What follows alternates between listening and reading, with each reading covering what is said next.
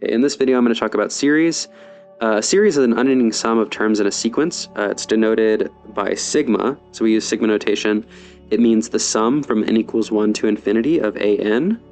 So the n equals 1 is the index, and it's the sum a1 plus a2 plus a3 plus a4 all the way up to an, and then we continue to add after an. So we just add up infinitely many terms in the sequence. If we only want to add up finitely many of them, so say I want to add up maybe the first 3, I would take a1 plus a2 plus a3.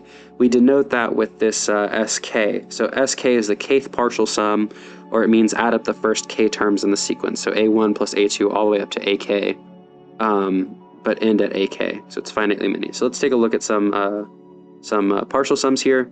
So maybe we look at the sum from n equals 1 to 3 of 1 over n squared. So 1 over n squared is my sequence, so my an is 1 over n squared, a1 is 1, a2 is 1 over 2 squared, which is going to be 1/4, and a3, 1 over 3 squared, is 1/9. So my sum here, the sum from n equals 1 to 3, is 1 plus 1/4 plus 1/9. Well, I can give these a common denominator, so this is going to be 36 over 36, plus 9 over 36 plus 4 over 36. This is going to be 36 plus 9 is 45 plus 4 is 49 over 36. Okay, that's my partial sum. Okay, and then let's look at the sum from n equals 1 to 2 of negative 1 to the n over 2n plus 1 factorial. So that's my an, is that bit after the sum, so an is negative 1 to the n over 2n plus 1 factorial. a1 is negative 1 to the 1 over 2 times 1 plus 1 factorial, which is negative 1 over 3 factorial. 3 factorial is 2 times 3, which is 6, so that's going to be negative 1 over 6. And then a2 is negative 1 squared over 2 times 2 plus 1 factorial. That's going to be 1 over 2 times 2 plus 1, 5 factorial. 5 factorial is 1 times 2 times 3 times 4 times 5. So that's 24 times 5. Excuse me, which I believe is 120. So this is 1 over 120. So our sum here is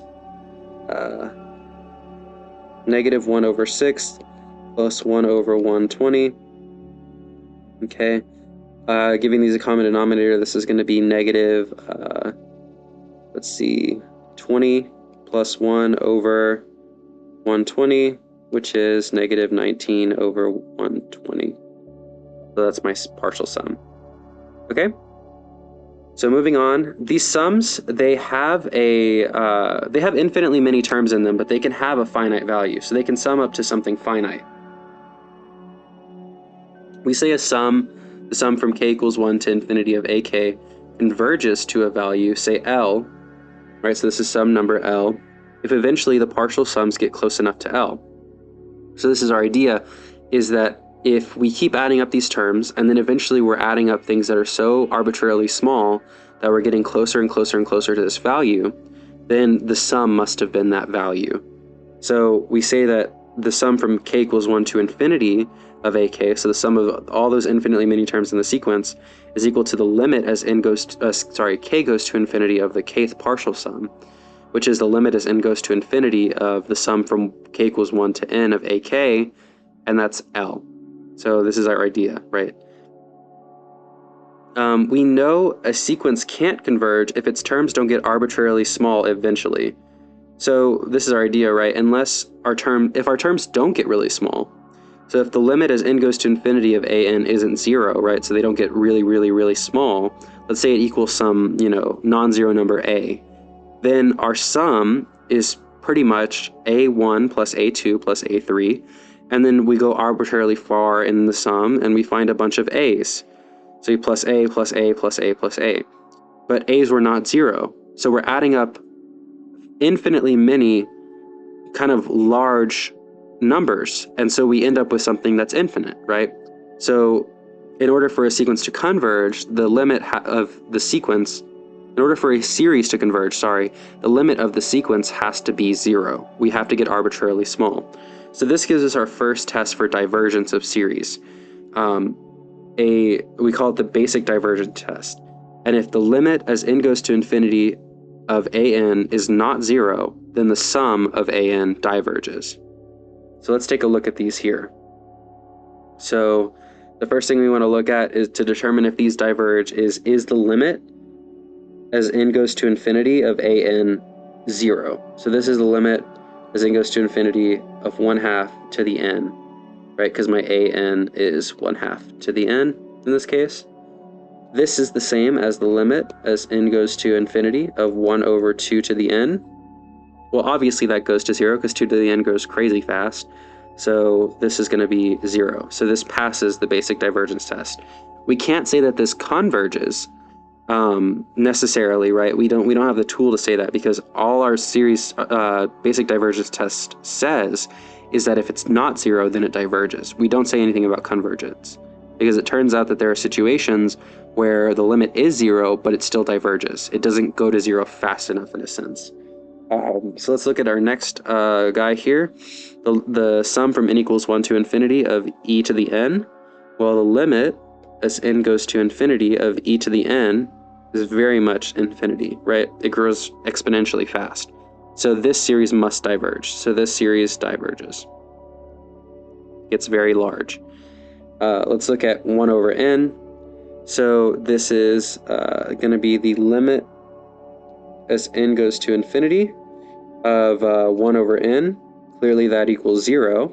So it passes the basic divergence test, and we can't say that it diverges just based on that. But let's take a look at this series, right? So this is going to be 1 plus 1/2 plus 1/3 plus 1/4 plus 1/5 plus, and so on and so forth, right? Maybe I'll write out a couple more terms to make what we're doing a little bit more clear. Okay, now let's really take a look at this to determine if it can converge or diverge. We know that it doesn't immediately diverge by the basic divergence test, but can we say for sure that it converges? Well, let's take a look. So this is going to be 1 plus 1/2. Now notice that 1/3 plus 1/4 is just shy of 1/4 plus 1/4. Because 1/3, this is larger. 1/3 is larger than 1/4. So 1/3 plus 1/4 is larger than 1/4 plus 1/4, which is equal to 1/2. So it's larger than 1/2. All of this, so 1/5 plus 1/6 plus 1/7 plus 1/8 is greater than 1/8 plus 1/8 plus 1/8 plus 1/8, which is equal to 1/2. It's 4/8, which is 1/2. So each of these kind of guys here is greater than 1/2. So this tells me that this sum is greater than 1 plus 1/2 plus 1/2 plus 1/2 plus 1/2, all the way out to infinity. I can keep playing that game all the way out to infinity. But clearly I'm adding up infinitely many halves, so this has to diverge. It has to go to infinity. So we determine that it diverges, though it passed the basic divergence test. So the basic divergence test doesn't tell us anything about convergence, it only tells us about divergence. Okay? So we call this series the harmonic series, the sum from n equals 1, or n equals 0, or yeah, it has to be n equals 1 to infinity of 1/n is called the harmonic series, and the harmonic series famously diverges, though it passes the basic divergence test. So how do we determine if series like this do converge or diverge? They might pass the basic divergence test, but how do we look a little bit deeper?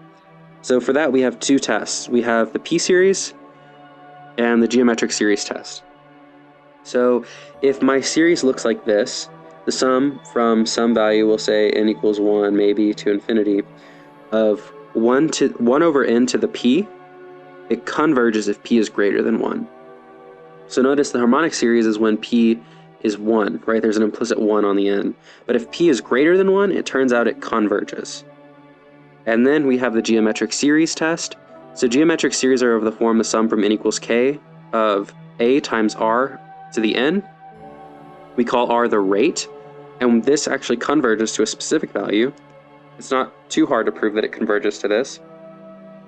And the value is the kth term, so we're the first term in the sum, over 1 minus r, where r is the rate. And this happens only if r is between -1 and 1. So if this r here that's being raised to the n is between -1 and 1, our sum will converge to this. Okay, so let's take a look at some of these here. So the sum from n equals 0 to infinity of 3 over 4 to the n. So this will pass the basic divergence test. I challenge you to see that if it's not clear. But we can rewrite the sum as the sum from n equals 0 to infinity of 3 times 1 over 4 to the n. Okay, so I just pulled that 3 out and rewrote the 1 over 4 to the n as 1/4 to the n. Now we see that this is a geometric series. It has form a times r to the n, where r is 1/4. So r is 1/4, and clearly that's smaller than 1 and greater than -1. So we can apply our geometric series test, and that tells us that this sum actually converges to the first term, which is 3 times 1 over 4 to the 0 over 1 minus r. Okay, so this is going to be 3 times 1 over 4 over 4 minus 1 over 4, which is 3 over 4 minus 1 is 3 over 4, and that is 4 times 3 over 3, which is 4. So this series actually converges, and it converges to the value 4. That's pretty interesting, right? The sum of, so that tells us that this sum, 3 plus 3 over 4 plus 3 over 16 plus 3 over 30, or what is it, 64, 32, 64? Anyway, and so on, equals 4. Pretty cool. Next, we have 2 to the n over e to the n. Okay, well, let's think about this. We know that e is greater than 2, so e over 2 has to be greater than, sorry, we're looking at 2 over e. 1 has to be greater than 2 over e, so I divided both sides by e. So 2 over e is smaller than 1, and it's clearly greater than -1 because it's positive. So I can rewrite this sum as the sum from n equals 1 to infinity of 2 over e to the n, and it's a geometric series, right, because my rate is 2 over e, and my first term will be 2 over e to the 1 minus, or over 1 minus 2 to the e. Okay, doing a little bit of arithmetic here. This is going to be 2 over e times 1 over e minus 2 over e. That is the same as 2 over e minus 2. Okay, so this converges to 2 over e minus 2. Geometric series. Okay, and the last series we're going to look at is 1 plus 0.4 plus 0.16 plus 0.064 plus and so on. So let's see if we can rewrite this in summation notation, because we know how our series tests work when it's in summation notation. So let's think about this. I've got 1 plus 4 over 10 plus 16 over 100 plus 64 over 1000, and so on in that manner. So what I actually have here is the sum of 4 over 10 to the n from n equals 0 to infinity. And I challenge you to verify that that is exactly the sum that we're looking at here. Okay? Now this is a geometric series. It's pretty clear that this is a geometric series, and we know that a geometric series evaluates to the first term, which is 4 over 10 to the 0 over 1 minus r. R in this case is 410, because that's the thing that n is being raised, we have to the nth power, I should say. This is the same as 1 over 10 minus 4 over 10, which is going to give me 1 over 6 over 10, or 10 over 6, which is 5 over 3. So this sum converges to 5 over 3. Okay. All right. And that wraps up what I want to say about series. If you found this video helpful, please consider liking and subscribing. Thanks.